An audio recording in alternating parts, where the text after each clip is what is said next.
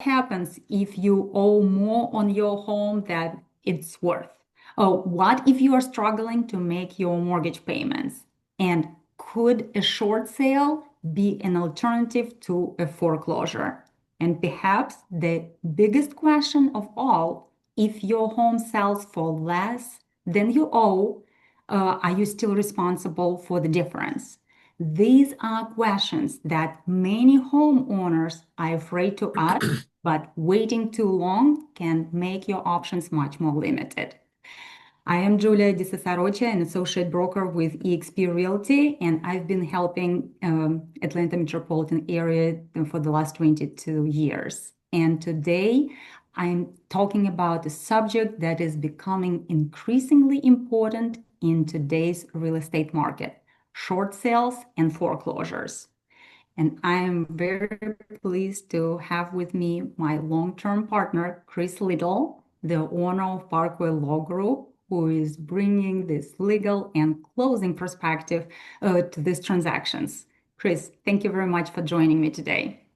Thanks for having me, Julia. I really, really appreciate the opportunity. So I'm ready to dive in.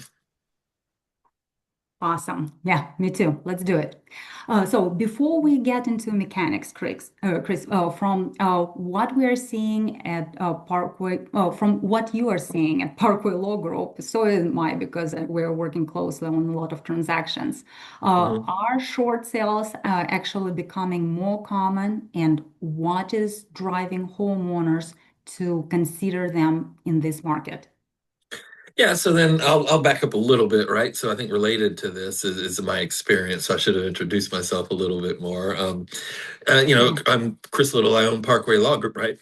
I'm a closing attorney. I've been doing it for 25 years, so we've seen every kind of market.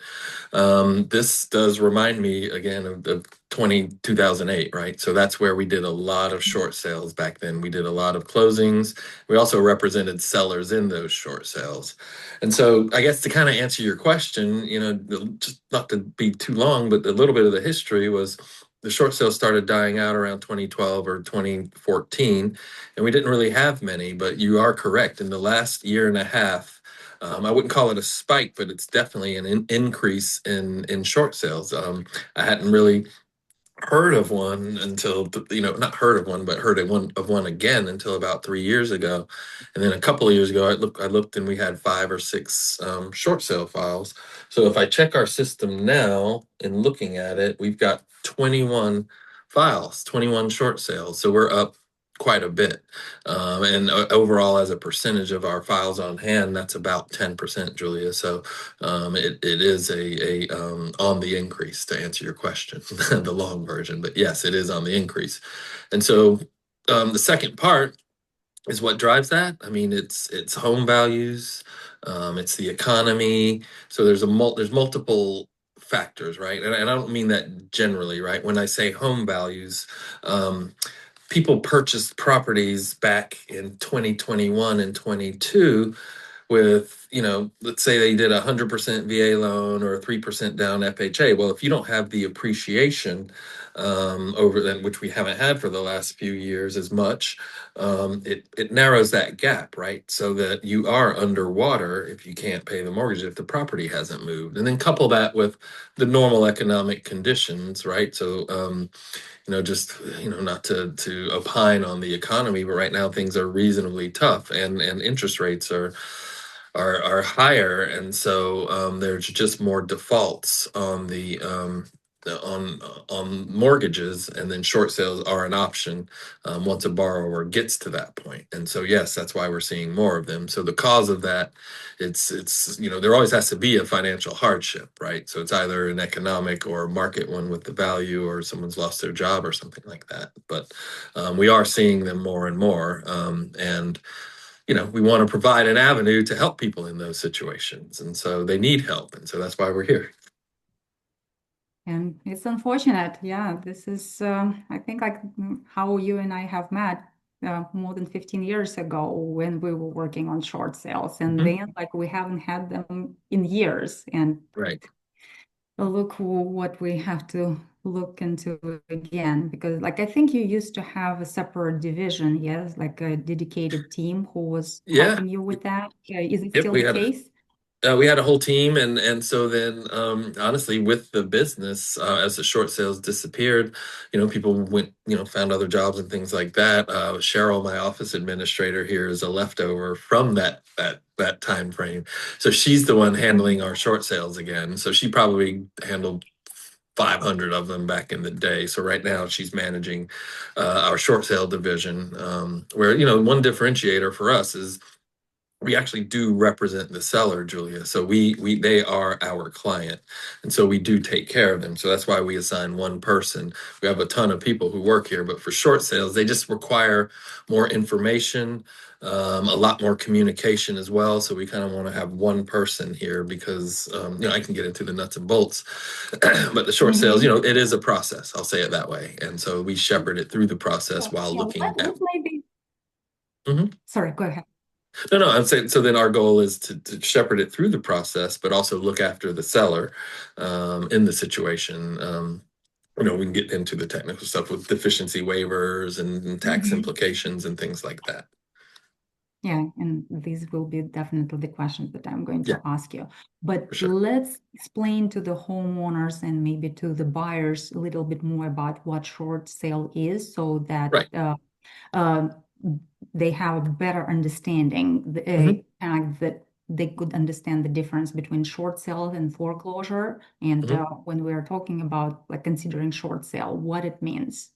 Yeah. So then at its highest level, right, the short sale is the lender, mortgage lender, agreeing to accept a payment in satisfaction and settlement of a loan that's less than what's actually owed to them at that time. And again, that's driven by the real estate because the loan is secured by the property. And so the lenders know, they understand that if the property is not worth that, they can't get that.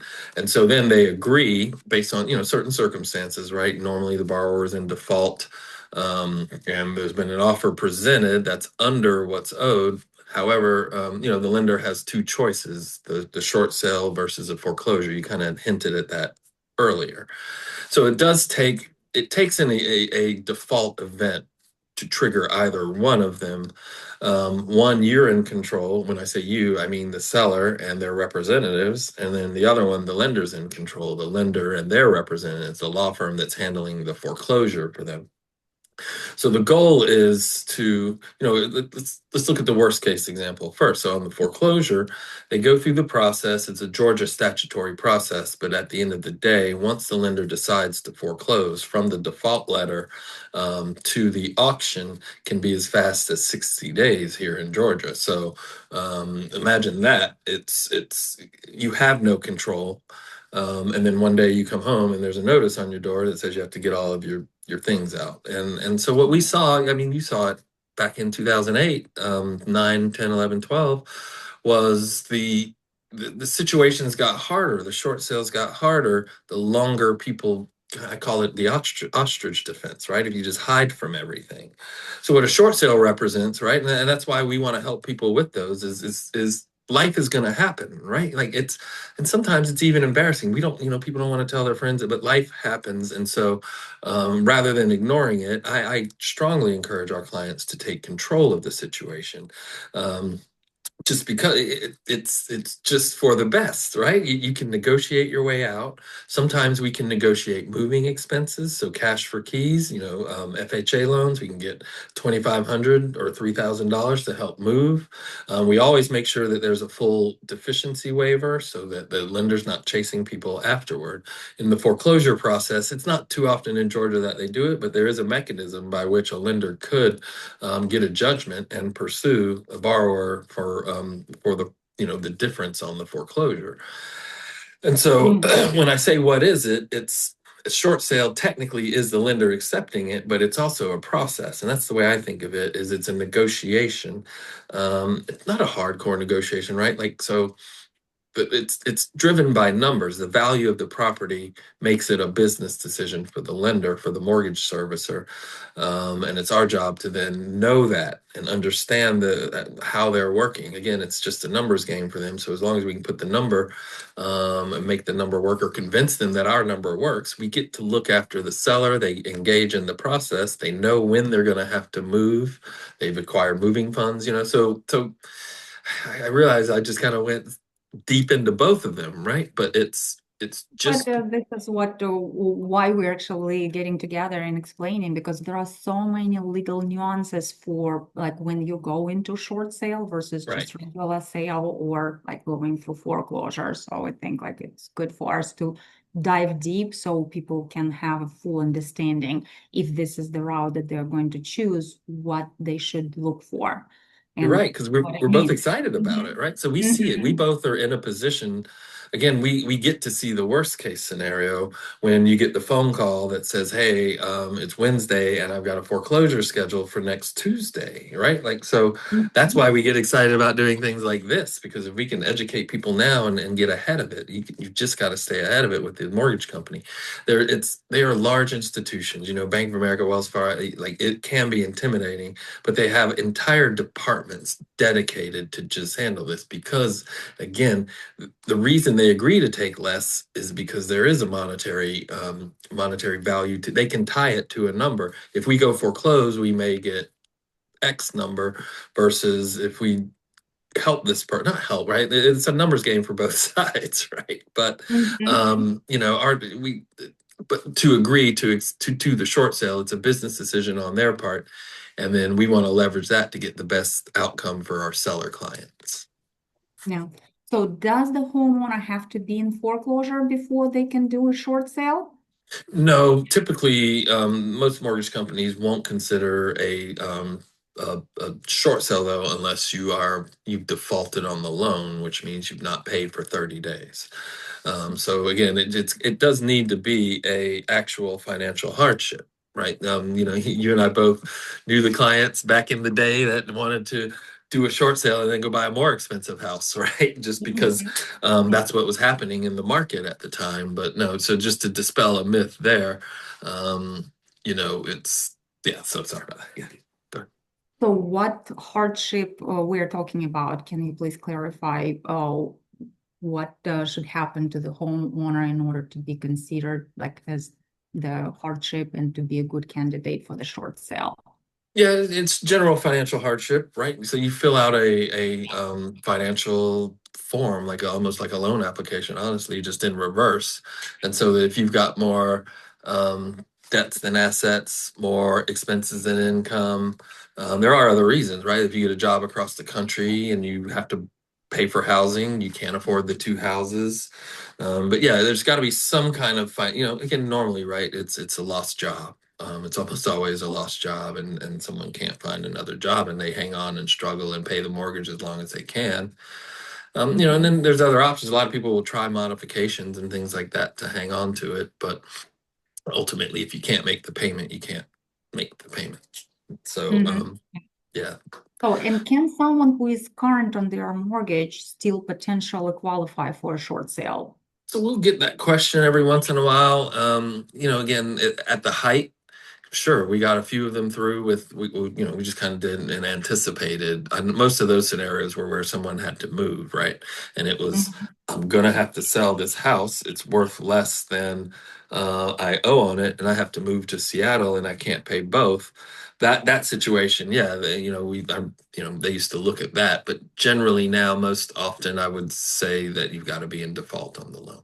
Yeah. I The think banks are. actually it depends on the type of the loan. I think like from what I've heard for VA, for instance, you don't even have to be like miss any payments, and you can already start the short sale if there is any type of hardship. Yeah, So really that's the depends on the type of loan. caveat I would say. Yeah, Mhm. yeah. So Fannie Freddie is most of them, but there are some corners, VA, private servicers, FHA, they all have their own kind of guidelines. And again, that's these are the things that again, yeah, we know how to work with Mhm. those. Yeah. Yeah. And Chris, is there a point where a homeowner waits so long that a short sale is no longer a realistic option for them? Yeah, I mean, again, everything's driven by the sale date, right? So the foreclosure process in Georgia requires a notice and then an acceleration notice and a notice in the newspaper, but the sale date is always the first Tuesday of the following month. And so the closer you get to that date, the less frankly, the less time there is to actually do a transaction. Mhm. So then it becomes trying to convince the lender to postpone that foreclosure. So when you think about it, if you stuck your head in the sand or ignored all the notices, Mhm. the lender's hired a law firm, they've done all the things that they have to gone through all of the process, incurred expenses. And so then when you come at the last minute and say, hey, I'm finally ready to talk to you, it's again, it's a numbers game, right? If the numbers work, but I would say that anecdotally, the loss mitigation departments are less likely to work with the last minute requests. Mhm. Whereas if, Yeah. if the borrower's been, dealing with them for 6 months, talking with the company, that's what I would suggest. Don't hide from the mortgage company. Just tell them what's going on. Hey, I lost my job. Let you know. I'll pay you when I can. And, I'm looking at all of my circumstances, but generally, then when a contract shows up, and they've been dealing with the loss mitigation department, I do find that the wheels kind of go a little bit smoother. Mm-hmm. Sorry So about that. let's say that like that, let's pretend that I am the homeowner watching this video right now, yeah, and I owe more than actually the home is worth because in some areas in Atlanta metropolitan area, home values went down, yeah. In Mhm. some areas it is still holding. So what and they're thinking that they need to sell. So what would be the process? Can you walk me through the steps, what they should know, what their steps should be? Just Yeah, get I some. think it's so. Right, it's not even just one set of steps. It's three steps. They've got maybe two. Start with two and then three. So Mhm. one, I would say definitely talk to the mortgage company. Mhm. So again, it just depends on each scenario. But if you're looking like you're going to be 30 days late, they'll send you a notice anyways, right? You definitely want to just pick up the phone and call. I lost my job. I can't make the mortgage payment. I'm looking at all my options. And then, generally at that time, they'll probably offer like at least an attempt at a loan modification, which is where they can adjust the payment either long term or temporarily. Those usually don't work out though, because the event that you have to still qualify for that lower payment. So the event that caused the short sale in the first place, the lost job, the moving, or whatever, doesn't account for it. So most modifications don't go through. That's a whole different. We'll do a thing on that later. Yes, Um, yes, it's a different but subject, the yeah. right, but the bank will offer that at first. But again, it's that communication. So once you've done that, you've opened a file in their loss mitigation department, such that you can do anything, right? You can pursue the modification, a deed in lieu of foreclosure, a short sale, any of those. But if the short sale is generally going to be the best path, right, Julia? So then, I suggest to my clients the minute if they come straight to me, then it's the mortgage company and their realtor, the agent at the same time. You really need to get your head wrapped around what you're dealing with and the value of the property and how much that deficiency is going to be. It's all a guess until you know what the house is worth. So the mortgage company, they might do their own appraisal, but you need to know what you're dealing with, one, and then you need to get it sold, two, and then you need an agent, honestly, who understands the process, right? Process, yeah. There's a lot Because it's of a different process with short sale than any other transaction, you're right. Yeah. and it's experience too. So then I'm sorry, my experience is that then you are the listing agent. So buyers often have a little bit of they don't know what they're getting into on a short sale transaction when they make an offer on that property. So having an experienced agent who can manage the buyer's expectation and get the right buyer, right? You can't a short sale just it won't cash buyers or investor, that they're going to send low offers and things like that. You don't waste your time with that. That's why you need an experienced agent who can get you the Yeah, we best. have to even list it, price it right, because when we put the home as the short sale on the market, we Mhm. need to kind of preliminary guess and estimate what the bank is going to actually accept. Yep. Because if we list it for really low price, it will be a waste of time for everyone. Of course, we're going to bring multiple offers, but bank is not going to consider any of them. So it has to be really priced right in Mhm. order to have a chance for the short sale to be approved and go through.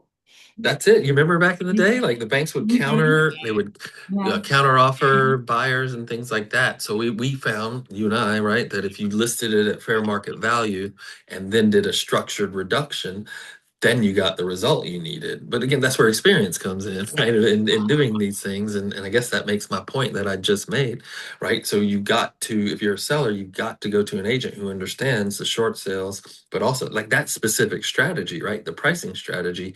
The lender, even though you know that it's not going to get an offer, you need to show them that you didn't get that offer, right? At the fair market value or just above. And then that helps justify when you get, the offer that the market actually supports. Well, another question, Chris. What is the benefit for them to use your services versus trying to negotiate on their own, kind of like reaching out to their bank?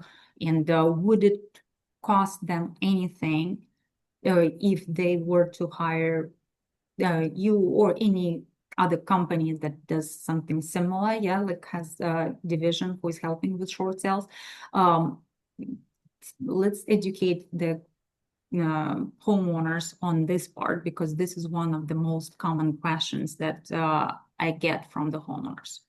Yeah, and that's so then I can't speak for other companies, right? Mhm, mhm. In 2007, when my partner at the time, Tom, you remember Tom, and I Oh yeah, were yeah. looking at doing this, one distinction, there were other companies around, but they called themselves transaction facilitators, even though they were law firms, Julia. That always struck us as odd.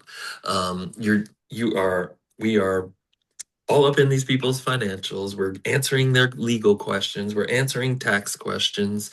We're getting rid of deficiencies. I mean, that is representing the parties. And that's what differentiates us, right? So then the from some of if you get online and search transaction facilitators, yes, there's people who can grease the wheels and but you don't get an attorney that represents your interests. And so that's the differentiator for us.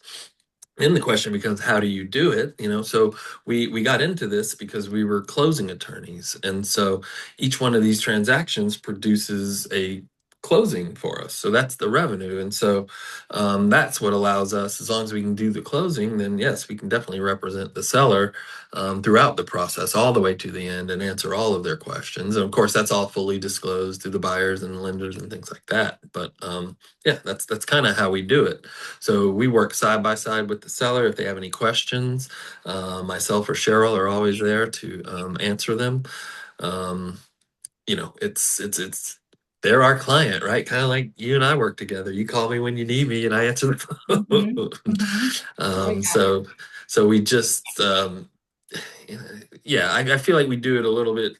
We just bring a legal law practice and frankly experience approach to it. Mhm. And so, Yeah, because like a lot of homeowners, they have no idea like how this short sale has to be handled. Yeah. right.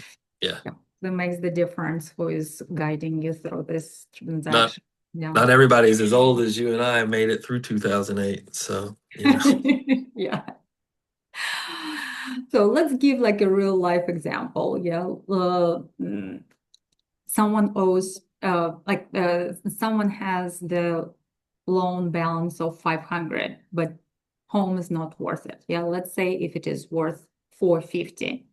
And does this automatically mean that mm, it- mm, the 50,000 difference will be forgiven by the bank, or it will be completely eliminated and bank won't, if they approve the short sale, bank will not go for this deficiency later on, like how the homeowner can protect themselves Mhm. and what they should look for in order to make sure that like no one will go after them later on.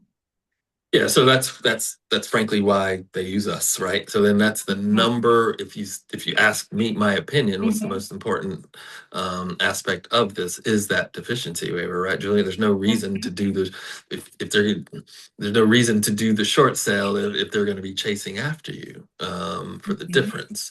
And Yeah. so that deficiency waiver is definitely the key and front and center in every negotiation. And so the way it shows itself, it's crystal clear, right? The lender, once they approve the short sale, they send out a what's called a short sale approval letter, but it's essentially a contract. So it contains all the terms. We agree to release under these terms, this sales price, this buyer, this, whatever, whoever, all the details. And then within that letter, will be, and we won't close, or I review the letter the minute it comes in for that particular line, but it's always Mhm. in there, and it's just a straight affirmative statement from the mortgage company that they will release any deficiency against the borrower and won't pursue the balance.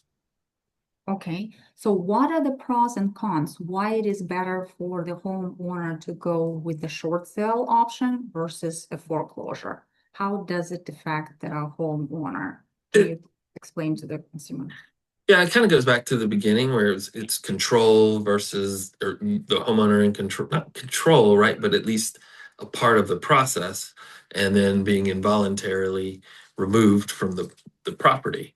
And so, you know, you get to control when you move, you get to control the deficiency, all of it, right, Julia? Like it's to me, And like it's affect the credit, yeah, and how soon they can qualify for the so next then, mortgage. yeah, same thing with credit. Mhm. It's Mhm. these are all kind of lending guidelines, and they are subject to change, but um, it's to get an FHA, VA, or conventional loan with a foreclosure. Usually, it's a 7-year period. Whereas Mhm. again, it's not great with a short sale, but after 4 years and 3 years in some cases, you can qualify to purchase a home again. So you're in that control. It's it And like it's how just much does it affect the credit? Is the short sale affecting the same way as the foreclosure, or it has less hit on the credit for the borrower? yeah, the credit scoring models are hard to guess at. But I will say this, anecdotally, from what I gather, the drops are the actual hit, right? If either event occurs, if you check Mhm. 30 days after that, it'll be roughly the same drop amount, but you recover from the short sale a little bit faster based on the credit scoring algorithms. But it's nobody knows the secret to that, or that secret formula. But it just generally, though, it's a better outcome because you've controlled it, and you will recover faster, and you've got loan programs that are available to you after 3 or 4 years. Okay, right. And how long does the process actually take? So that's the $1 million question. I know. Because it is a process. So that's the Yeah. hard Yeah. part to convey to other agents, especially buyers and sellers. It is an inefficient process. And so, again, I'm going to try to keep some of our cynicism out of this, but just think of it this way: these are large institutions with large departments with a large number of files. The United States now is sitting on the largest number of defaults, I think, in a long, long, long time. So these departments are active and busy. So then it makes it a process, so I would say this: very efficient timelines, 60 to 90 days. We can get it done. Average is probably 90 to 120 if I were to, I don't want to sugarcoat anything. Right. So because there's multiple approvals, so without getting Mhm. too deep into it, you have a large mortgage investor who owns the mortgage, whose decision says yes or no. And then they have a mortgage servicer who has their own department. And then you have the PMI, the mortgage insurance department. So you've got to line all of these up and get these three approvals that then the final servicer then pulls together and gives you that letter. But you can just imagine the inefficiency in that. And so that's where Cheryl comes in. We try our best to keep track of everything, who we've talked to and where and how, and do updates. But if you're asking me, me, do we ever get frustrated with the process? Yes, we do. But we're here to kind of help make it go as smooth as possible. We're here to take the frustration for the clients. Yeah, yeah, I know that, and we've seen it many times. Yes. Uh, yeah, and especially if there is a second mortgage, yeah, on the property, or there is a haylock, Hmm. or if there are any HOA dues that own. By the way, like what happens? Let's say they approve the short sale, but what happens if the homeowner owes to HOA? If they have any, like if there are any tax liens that are in place? Oh, like what if there are like multiple lenders involved? What is happening in that Yep. situation? So then it's those all those circumstances. Again, it's still at the highest level of financial decision for the first mortgage company. However, they do understand that any other for the sale to go through, right? Any other lien holders, so second mortgages, you're right, property tax liens, credit cards, judgments, whatever. They all have to be released as part of the sale. So then it becomes a financial analysis the for the first mortgage company. So then we have to account for all of those. So examples, again, this is back to our old days. The foreclosures that were occurring, I'm sorry, the short sales that we were doing in 2008, 9, and 10 were from the 80/20 purchases and refinances of 2002, 3, 4, and 5. So about half the short sales that we did had a second mortgage component to it. And Mhm. so in that case, you have to get the two companies to agree. And without getting too technical, the lien position affects the negotiating power, but it was occurring so often amongst these large companies that there's kind of a default state now where basically second mortgages get settled for 10%. So if a first mortgage company looks and sees that the second mortgage company agreed to just accept 10% of whatever was owed, they'll usually agree to pay that. And then same thing with property tax liens and any other liens. We just take those, we do a title report like we normally would, and again, just part of the process, then those are the ones that kind of drag out longer where you have to ask the lender these kind of requests. But we would have them, they would look at everything and analyze and basically tell us how much they will pay towards the junior lien holders. So then we have to go to the junior lien holder and see if they'll accept that amount. Usually, again, if it's a second mortgage company, there's kind of a gentleman's handshake amongst all the banks and mortgage companies. But the other liens are where, if it's a credit card lien with Discover or whoever, right? I don't want to name anyone, but we just have to negotiate that down to the level. And again, but all of these are large financial institutions, Julia, so it's not impossible. We just send them the settlement statement and say that, the mortgage company has allowed this much to you guys. Will you accept it? And so they end up doing it because it's either that, if it goes to foreclosure, they all get wiped out. So then Mhm. it gets a little more complicated with multiple lien holders, but it's not anything we can't handle. Just know that that's going to add a couple of months to the process. Mhm. So can it be any tax uh, consequences, or like do they need to consult with CPA before even considering going with the short sale? Yeah, I think so. Well, Mhm. um, there are tax consequences. Let me say it that way.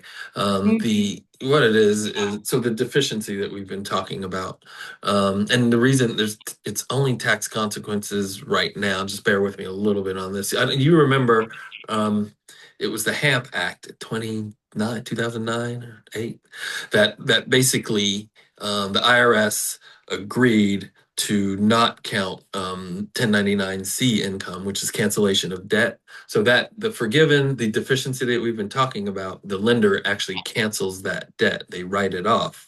And that Mhm. shows itself in the 1099-C. So then the lenders do issue a 1099-C, the cancellation of debt, to the homeowner. That tells you how much the deficiency was. Up until 2015, that was a law, and then they extended it, right? They've done it every year for 10 years, sometimes retroactively, but for the 10 years, this year they didn't renew it at the beginning of the year. So as it stands right now, the 1099-C, that's something I'm having to deal with right now and try to pick through. But in its current state, that would count as income to the homeowner, and they would have to pay taxes on that. So you can see in the financial crisis, people didn't have any money, and so the government just decided, yeah, we're going to wipe all of that and not chase it. And they've done it every year subsequent for 10 years. And they've done it retroactively a few times. So that's what I'm looking at now for the short sales that we have and advising our clients. We're watching Treasury to see if they're going to retroactively um, make that debt not count as income. So Hmm. that is a concern. So that's where you would want to talk to your accountant. It's very specifically to talk to the accountant, because even if it is income, there are ways around it. So the IRS has an insolvency test and some other things. I'm not a tax attorney, so I shouldn't get too far Okay. into it. But we do refer them to people, to tax attorneys and accountants who can help them with that situation. Okay. Okay. Cool. So for the next couple of questions, I will ask you a couple of questions that is like true or false. So hopefully it will give a good understanding to people who are watching about the short sale. So question number one, you have to be in foreclosure to qualify for a short sale. True or false? I would say false, not all the way in foreclosure, but you should be in default Yes. or likely in default. It's the FHA or the VA exceptions and some other ones, but 9 out of 10, yes. Okay. A short sale automatically eliminates all the debt you owe. False. Okay.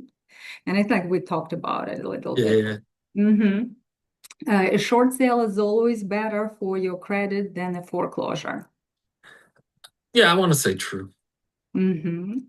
Just the Short. recovery. Mm-hmm. Yep, I agree, 100%. Short sale homes are always incredible bargain. No, false. Mm-hmm. Yeah. Once the bank approves the short sale, the closing is guaranteed. No, false. Yes, because even, for instance, buyer can back out from the Correct. transaction That's what in I the was last thinking of. moment, or maybe like the buyer's mortgage can be rejected. Exactly. Yeah. Okay. If you're having trouble making your mortgage payments, you should wait until the bank contacts you. False. Yes. Okay, so I think like the we pretty much covered majority of the most important things that the homeowners should know. So if someone is in default or in hardship situation, they should understand that the how the process would look like, and they can certainly reach out to you, to me, and we can evaluate the situation and guide them through the process. Yeah, so it's unfortunate that we see more and more of these situations nowadays, because we haven't, like, for almost 10 years, yeah, we haven't seen any foreclosures, and all of a sudden we start working on, like right now, you and I, we work on, well, one transaction. Hmm. I would add to that, like Mhm. it's interesting, right? Like we've seen everything, and it's starting to come back, but we've got the experience, and so that's why we've been talking at a high level about this, but each person's situation is different, right? The hardship's different. The mortgage, even the mortgage servicer, who the mortgage company is. We talked about the liens and judgments, and so yeah, I love this opportunity to talk to people, but each individual situation, you definitely need professionals to look at that particular one. So same thing. I encourage people to reach out to either one of us or both of us, and just don't hide from it. And yeah, and do not wait until the last moment. Correct. Yep. How many transactions we've seen, like they have the foreclosure like less than a week away, and they're Hmm. just waking up and try to reach out, and we're pulling our hair, like, what can we do to stop the foreclosure and the property would not go to auction next week? Do Yeah, you we've remember got those? we've had a few of them. We've got, yeah. So it's not. this isn't new to me, right? Like, these land in my lap probably once a month. I get two or three that's where it's like, hey, we've got a foreclosure coming up. Sometimes it's a short sale, sometimes it's an investor purchase or whatever, but um, invariably 80% of those don't go anywhere because if you're within 2 weeks, the lender's just going to pursue the foreclosure. So don't hide. But it's not even 2 weeks, Julia. You need to be ahead of it 3 or 4 months ahead if you can. I agree. I agree. Yeah. So thank you very much for joining and Definitely. explaining the process. Always pleasure seeing you and talking to you. You're always sharing something like valuable. Love, Thank you. working with you. I mean, we've been at this so long, it. It feels already like family. I know, but we've seen everything, and you cannot teach experience. And so we've seen hundreds and thousands of short sales. So there's nothing we haven't seen. So we can take care of most people, I think, you and I. Yeah, like it makes the difference whom you're doing business with and yeah, whom I you agree. Perfect. Okay, thank you. Have a great day and looking Okay. forward to continuing working with you. Awesome. Thanks, Julia. I'll see you soon. Thank you. Bye bye. Bye.